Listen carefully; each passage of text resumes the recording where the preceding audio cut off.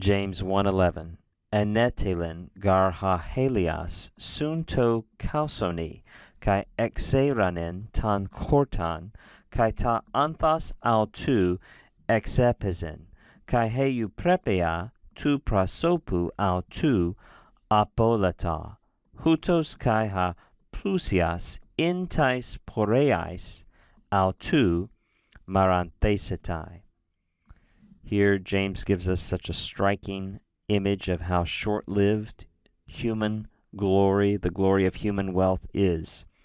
He uses 4 gnomic aorists. Now, of course, only the context will tell us the aorist is functioning this way, but most English translations, I think virtually all of them, recognize this. This is not describing something in the past, or this is giving a timeless description of what happens to wildflowers. And the short-lived life of a wildflower is a wonderful metaphor for how short-lived human glory of wealth and status are.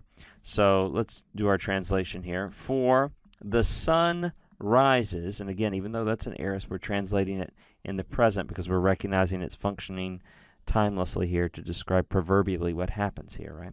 For the sun rises with scorching heat, or perhaps a scorching hot wind. The word can mean both of those. And withers or dries up the grass or the plant, and its flower falls off, right? The blossom on this wildflower falls off, and the beauty of its face, that is the beauty of its appearance, perishes or is destroyed.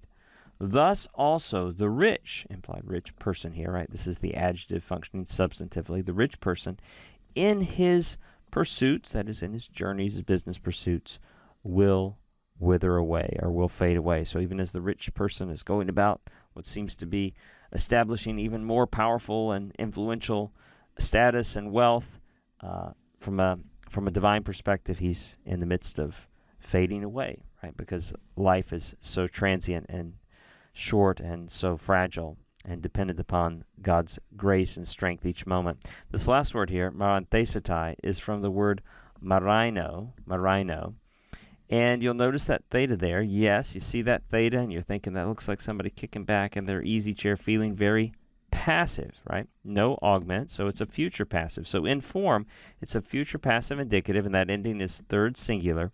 However, we recognize that in the Koine period, passive endings are frequently conveying a middle idea, and that's clearly, I think, what's going on here. So we might call it a medial passive, a future medial passive indicative, third singular. And A.K.M. Adam, in his little Baylor handbook, notes that the medial passive endings are frequently used for verbs conveying an intransitive idea. That is, verbs that don't take a direct object. There's no direct object to this verb. The plant, the planter, in this case, the rich man, he's withering away, he's fading away. So there's no direct object to the verb wither or fade away. And intransitive verbs like that will frequently be found in medial passive forms with the middle voice.